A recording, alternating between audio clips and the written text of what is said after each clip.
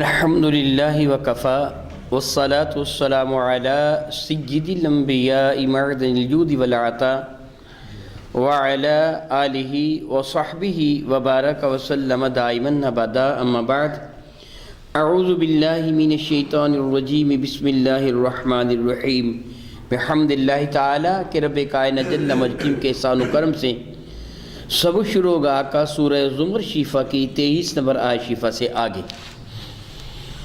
اعوذ باللہ من الشیطان الرجیم بسم اللہ الرحمن الرحیم افمن یتقی بوجہہ سوء العذاب یوم القیامہ وقیل للظالمین ذوقوا ما کنتم تکسبون استغفر اللہ ربی من کل ذنب و اتوب الیہ معاذ اللہ تعالی ثم معاذ اللہ تعالی۔ رب کائنات کے ارشاد گرامی قدر کا مفہوم بنتا ہے افمن کیا وہ شخص کہ یتقی جو بچائے گا بوجہہ سوء العذاب اپنے چہرے سے برے عذاب کو، یعنی چہرے کے ذریعے برے عذاب کو بچائے گا۔ علماء کرام اس کا ترجمہ ڈھال کرتے ہیں، یعنی اپنے چہرے کو ڈھال بنا کر وہ برے عذاب سے بچائے گا یوم القیامت، قیامت کے دن۔ وقیلا اور کہا جائے گا للظالمین ظالموں کو کہ ذوقوا ما کنتم تکسبون، چکھو وہ عذاب جو تمہاری کرتوتوں کا عذاب ہے، تمہارے اعمال کا عذاب ہے۔ عمومی طور پر کیا ہوتا ہے، انسان کا چہرہ اس کے نزدیک پورے بدن میں سب سے زیادہ حسین، حساس اور قابل حفاظت ہوا کرتا ہے۔ میرے اور آپ کے آقا تاجدار اربوجم شفیع معظم رحمت کون و مکان نے چہرے کی حفاظت کا حکم دیا۔ غلام کو مارا جائے یا خامد اپنی بیوی کو یا کوئی کسی کو مارے تو چہرے پر مارنے سے میرے نبی نے منع فرمایا ہے کہ چہرہ ایک عزت کی شے ہے، چہرے پر نہ مارا جائے۔ میرے اور آپ کے کریم آقا صلی اللہ علیہ وسلم نے ایک گدھے کو دیکھا تھا کہ جس کے چہرے پر داغ لگایا گیا تھا۔ اس زمانہ میں جانوروں کو نشان لگائے جاتے تھے تاکہ پتہ چل جائے یہ کس کا جانور ہے، کس کا جانور ہے۔ بہت ساری بھیڑ بکریاں اکٹھی چرتی تھی، یا اونٹ وغیرہ یا گدھے وغیرہ یا گھوڑے وغیرہ، تو ایک آدمی اپنے گھوڑوں پر ایک مخصوص نشان لگا دیتا جس سے پتہ چلتا یہ گھوڑے کس کے ہیں، یہ گدھے کس کے ہیں، یہ اونٹ کس کے ہیں، مخصوص نشان لگا دیتا۔ اس طرح بطور نشان کسی شخص نے آگ میں کسی آلہ کو گرم کر کے کسی گدھے کے چہرے پر نشان لگایا تھا۔ میرے کریم آقا بہت ناراض ہوئے، بلکہ ایک روایت میں حضور نے لعنت تک فرمائی شخص پر جس سے اس کے چہرے کو داغدار بنایا تھا۔ عموماً انسان معاذ اللہ تعالیٰ سماذ اللہ تعالیٰ، اللہ تعالیٰ معاف فرمائے، اگر اس پہ کوئی آفت آتی تو اپنے چہرے کو ڈھانپتا ہے۔ عمومی طور پر ایسے ہوتا ہے، اپنے ہاتھوں کو قربان کرتا اپنے چہرے کو چھپاتا ہے۔ اگر کوئی جانور بطور یہ مکھیاں وغیرہ یا دوسری چیز بھی حملہ کر دے فوراً اپنے چہرے کو چھپائے گا۔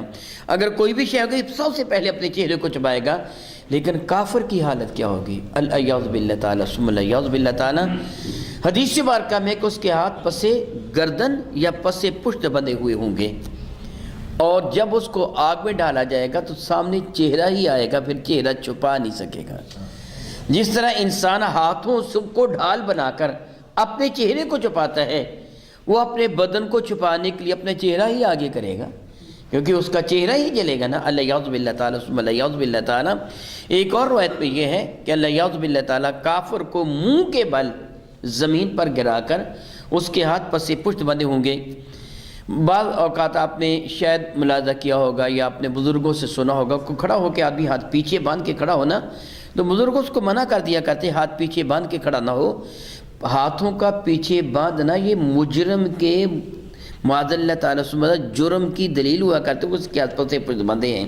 قیامت کے دن کافروں کے مجرموں کے ہاتھ پسے پشت بندھے ہوئے ہوں گے، تو ہاتھ پیچھے باندھنا کوئی اچھی بات نہیں ہے، عموماً بزرگ اس لیے منع کرتے ہیں۔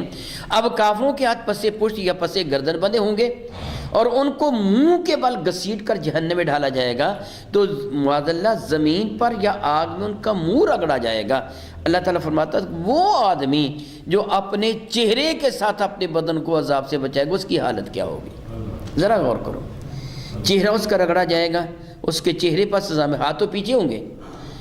جہنم کی آگ معاذ اللہ تعالیٰ ایک روایت میں ہے کہ اس کی گردن پر ایک پہاڑ کی طرح گندک ہوگی، اور جس میں آگ لگی ہوئی ہوگی اور اس کے چہرے کو جلائے گی، پھر اس کو جہنم میں ڈال دیا جائے گا۔ اور اللہ تعالیٰ فرمائے گا وَقِيلَ لِلظَّالِمِينَ، کہا جائے گا ظالموں سے ذُوقُوا مَا كُنْتُمْ تَكْسِبُونَ، یہ عذاب چکھو، یہ تمہاری کرتوتوں کا صلہ ہے۔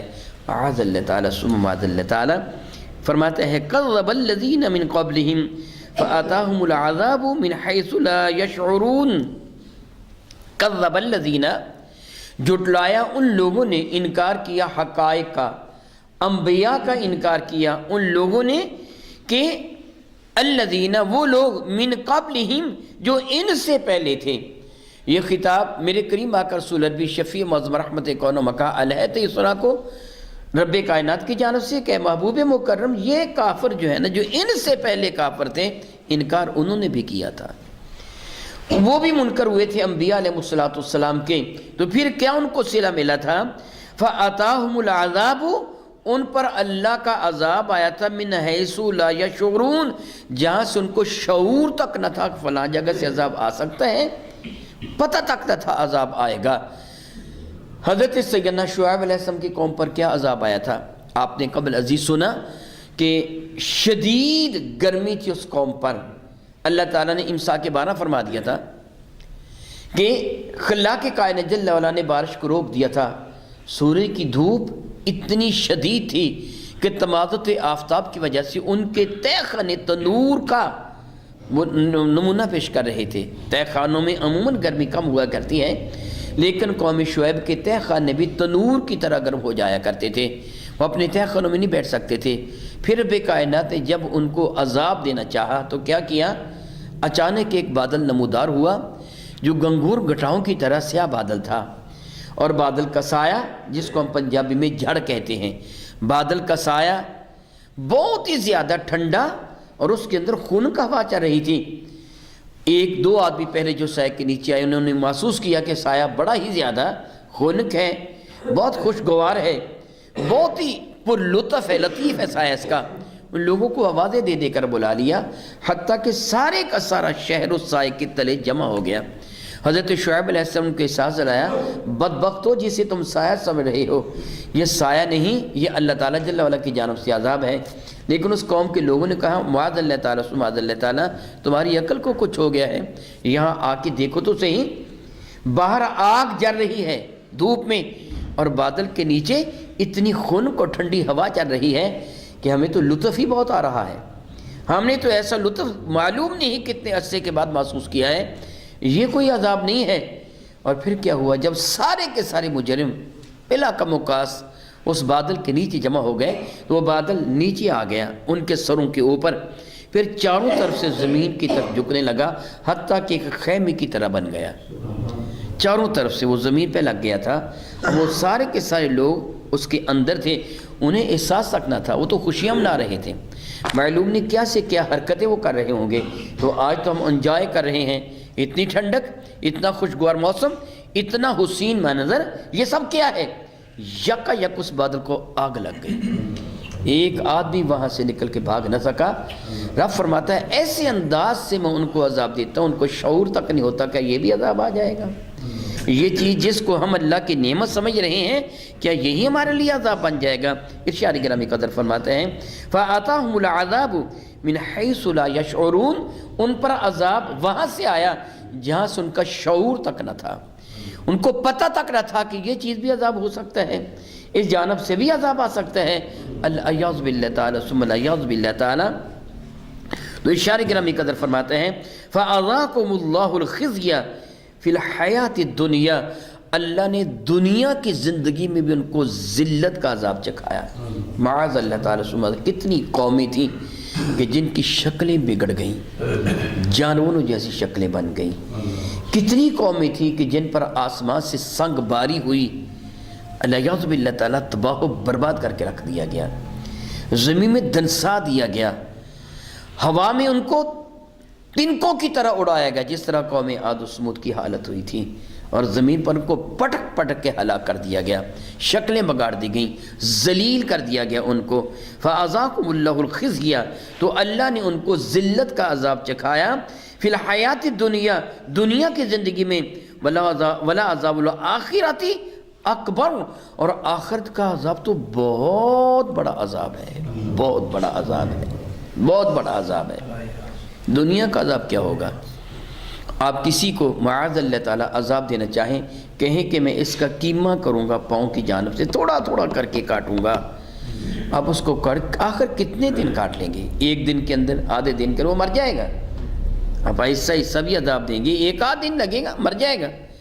اگر آپ اس کو آگ میں جلاتے کتنی دیر تک جلے گا؟ ایک دو دن، ہلکا ہلکا آپ اس کو آگ میں داغ لگاتے ہیں، جلاتے ہیں، بالآخر ایک دو دن کے اندر اندر وہ مر جائے گا۔ آپ کتنی بھی تکلیف دے کے اس کو مارنا چاہیں، چند دن کے دن مر جائے گا۔ اور قیامت کا وہ جہنم کا عذاب تو کبھی ختم ہوگا ہی نہیں۔ وہاں ایک دو دن یا ماہ، دو ماہ، سال، 2 سال تو نہیں ہے، وہ تو ہمیشہ ہمیشہ کے لیے ہو جائے گا۔ اس لیے دنیا کے عذاب کے مقابلہ میں آخرت کا عذاب بہت بڑا ہے۔ رب کائنات فرماتے ہیں وَلَا عَذَابُ الْآخِرَةِ اکبر، اور آخرت کا عذاب وہ تو بہت بڑا عذاب ہے، بہت بڑا عذاب ہے۔ لَوْ كَانُوا يَعْلَمُونَ، کاش کہ ان کی اس بات کا احساس ہوتا، ان کو علم ہوتا کہ آخرت کا عذاب کتنا بڑا عذاب ہے۔ پھر جب وہ آخرت کا عذاب پائیں گے نا تو پھر چلائیں گے مولا تعالیٰ ہمیں ایک مرتبہ دنیا میں بھیج دے، تیری عزت کی قسم اب ہم سیدھی راہ پہ آ جائیں گے، کوئی بھی نافرمانی کا عمل نہیں کریں گے۔ اللہ عزب اللہ تعالیٰ رب کائنات جل وعلا ارشاد فرماتے ہیں وَلَقَدْ ضَرَبْنَا لِلنَّاسِ فِي هَذَا الْقُرْآنِ مِنْ كُلِّ مَثَلٍ، وَلَقَدْ اور البتہ تحقیق، ضَرَبْنَا ہم نے بیان فرمائی ہیں، لِلنَّاسِ انسانوں کے لیے، فی هَذَا الْقُرْآنِ مِنْ كُلِّ مَثَلٍ اس قرآن کریم میں ہر طرح کی مثالیں بیان فرمائی ہیں۔ اور یہ انداز فصاحت و بلاغت ہے کہ جب کسی چیز کو سمجھانا ہوتا ہے تو سادہ مثال کے ساتھ سمجھا دیا جاتا ہے، اور سمجھنے والا جس کے ساتھ خطاب کیا جا رہا ہوتا ہے وہ کم عقل ہو یا بہت ہی عقل مند و دانا، دونوں کو برابر کی سمجھ آ جاتی ہے۔ اور فصاحت و بلاغت ہوتی بھی یہی ہے، اسی چیز کا نام ہے کہ کلم الناس بقدر عقولہم، کہ بندوں کے ساتھ، انسانوں کے ساتھ جو گفتگو کرو ان کے معیار عقل کے مطابق گفتگو کرو۔ اور قرآن مجید فرقان میں فصاحت و بلاغت کا بلا شرکت غیر ایک بہت ہی فصاحت و بلاغت کا منبع، فصاحت و بلاغت کا یہ سرچشمہ ہے، آخر اللہ کا کلام ہے، اللہ سے بڑھ کر کس کا کلام ہو سکتا ہے؟ اور رب کائنات جو اس میں مثالیں بیان فرمائی ہیں، بے مثال مثالیں بیان فرمائی ہمیں سمجھانے کے لیے۔ اور یہ بھی اللہ تعالیٰ کا بڑا احسان، بڑا احسان، اس کی عزت کی قسم ہے، ہمیں آخری نبی کا امتی بنا کر اللہ نے بہت احسان فرما دیا۔ ایک تو یہ ہے نا کہ میرے کریم آقا کا درجہ بہت بلند و بالا ہے، وہ سید الانبیاء ہیں، اور ہم امت ہیں سید الامم، ساری امتوں کی سردار امت۔ جس طرح میرے کریم آقا تاجدار اربعجم شفیع معظم رحمۃ اللہ سارے نبیوں کے سردار، حضور کی اہل بیت سارے انبیاء کی اہل بیت کی سردار، حضور کے صحابہ سارے انبیاء کے صحابہ کے سردار، حضور کا زمانہ سارے زمانوں کا سردار، حضور کا شہر سارے شہروں کا سردار، حضور کی امت باقی امتوں کی سردار۔ ایک تو یہ ہے نا، دوسرا پہلی امتوں پر آنے والے وہ عذاب اور اسباب عذاب، کس وجہ سے فلاں عذاب آیا تھا، کس وجہ سے فلاں عذاب آیا تھا، وہ سب کچھ پہلے گزر چکا۔ گویا ہم وہ امت ہے کہ جن کو تجربہ ہو چکا ہے کہ پہلے ہوا کیا تھا، قرآن پاک نے ان کا تذکرہ فرما دیا۔ یہ نہیں کہ ہمارے بعد کوئی امت آئے اور پھر اس امت کو بتایا جائے کہ فلاں امت نے ایسے جرم کیا تھا اس لیے ان پر یہ عذاب آ گیا۔ وہ جرم کرنے والے، ان پہ آنے والے عذاب گزر چکے، ہمیں بتایا گیا فلاں امت نے ایسے نافرمانی کی تھی اس کو فلاں سزا ملی، فلاں نے نافرمانی کی تھی فلاں سزا ملی۔ گویا ہمیں احساس دلا دیا گیا تم نافرمانی نہ کرنا تاکہ تم کو سزا نہ ملے۔ تجربے کے بعد انسان سلجھ جاتا ہے۔ ہمیں آخری امت بنا کر بھی رب کائنات نے احسان فرمایا، ان لوگوں کا تذکرہ فرمایا کہ ان کو کیسے کیسے ہوا اور ان کی مثالیں بیان فرمائیں۔ ارشاد فرماتا ہے وَلَقَدْ ضَرَبْنَا لِلنَّاسِ فِي هَذَا الْقُرْآنِ مِنْ كُلِّ مَثَلٍ، ہم نے اس قرآن پاک میں ہر طرح کی مثالیں بیان فرمائی۔ پہلی قوموں کی، جس نے نیک کام کیا اس کا درجہ کتنا بلند ہو گیا، اور جس نے گناہ کیا اس کو سزا کیسے ملی۔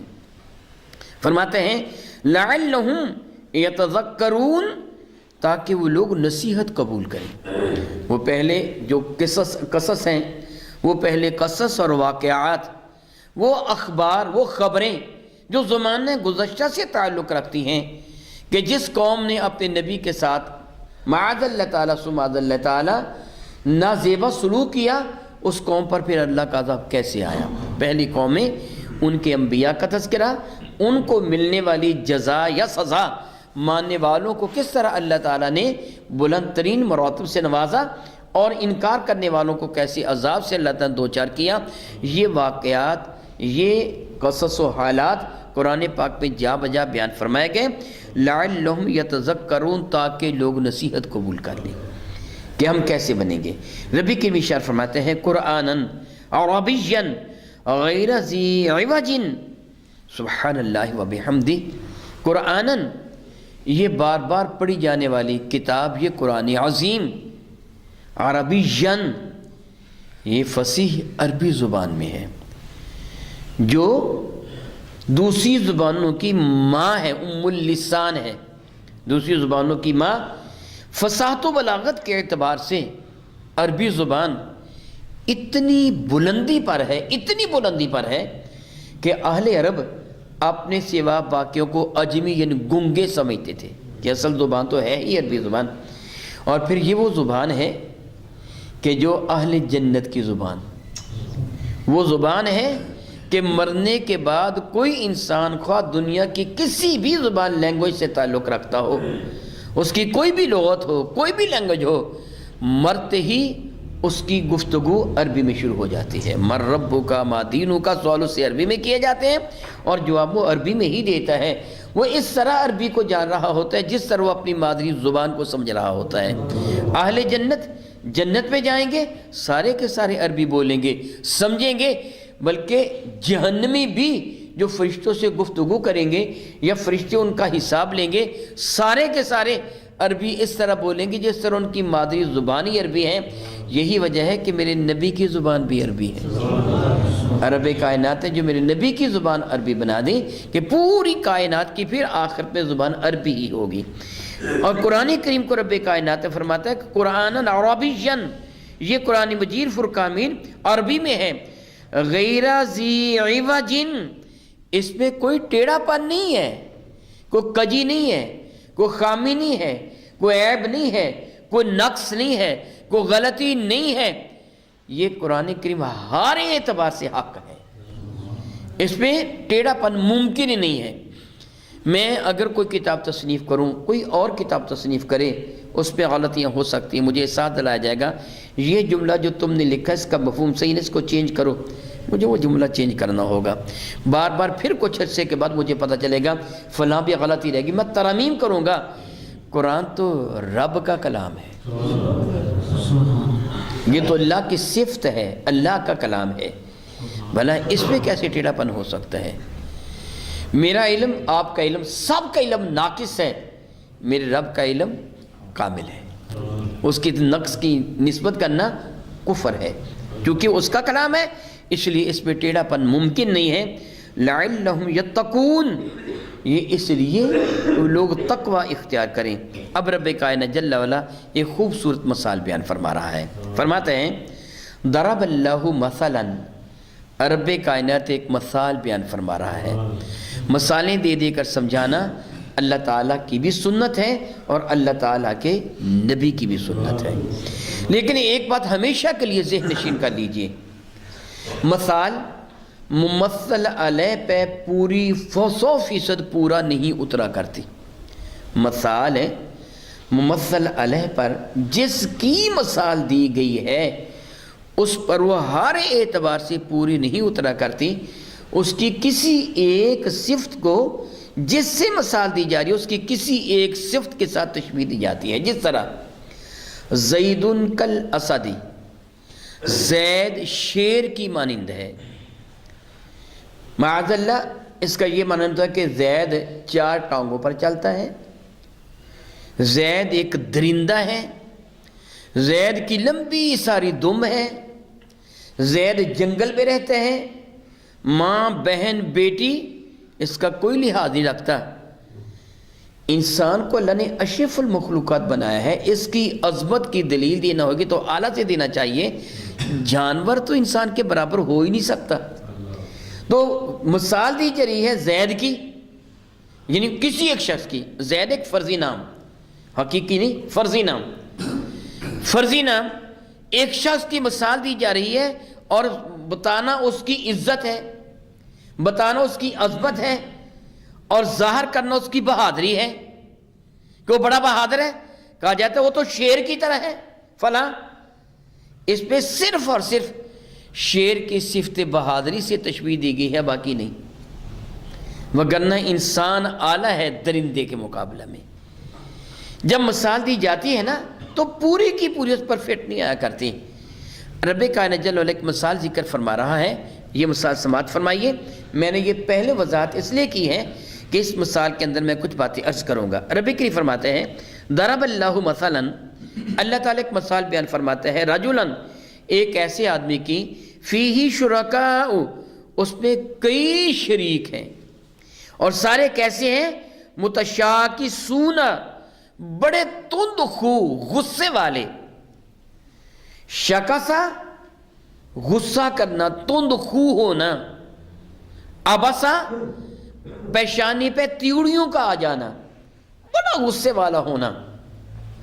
رب کی متشاکسون وہ ایسے ہیں سارے کے سارے آقا اس کے جو بڑے تند خو ہیں، بد مزاج ہیں، غصے سے بھرے ہوئے ہیں، ظالم ہیں.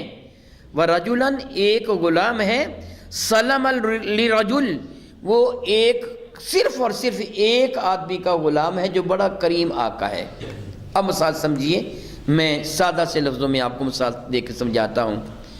ایک غلام ہے جس کے 4 5 6 8 10 آقا ہیں، ان سب نے مل کر غلام کو خریدا. بطور مثال 100 روپے ڈھال کے 1000 روپے میں ایک غلام خریدا، اور سب کا غلام ہے، 10 بندوں کا غلام ہے. میں آپ کو مثال دے کے سمجھا رہا ہوں، اس کی وضاحت کر رہا ہوں. 10 بندوں کا وہ غلام ہے، وہ 10 کے 10 بڑے ہی تندخو، بڑے ظالم، بڑے درست خو، ظلم کرنے والے، دل میں ان کے رحم کا جذبہ نہیں ہے. وہ غلام ان 10 آقاؤں کا غلام ہے. ہر آقا اب یہ کام کرو، یہ کام کر. اب وہ 10 آدمیوں کو کام کرے، اور 10 آدمیوں میں کسی کے دل میں بھی رحم کا جذبہ نہیں ہے، سارے ظالم اور تندخو ہیں. سوچی اس کی حالت کیا ہوگی بھلا؟ اس کی زندگی کے روز و شب کیسے گزریں گے؟ کو اب کام کہتا ہے وہ کام ختم نہیں، دوسرا کہتا چھوڑ اس کو میرا کام کر، تیسرا کہتا ہے چھوڑ اس کو میرا کام کر. وہ بھی مارتا ہے، وہ بھی مارتا ہے، وہ بھی مارتا ہے، وہ بھی مارتا ہے. دن بھی بیت جاتا ہے، رات بھی بیت جاتی ہیں. پھر وہ غلام کیا کہے گا؟ اس سے بہتر ہے میں مر جاؤں. وہ خودکشی کر لے گا.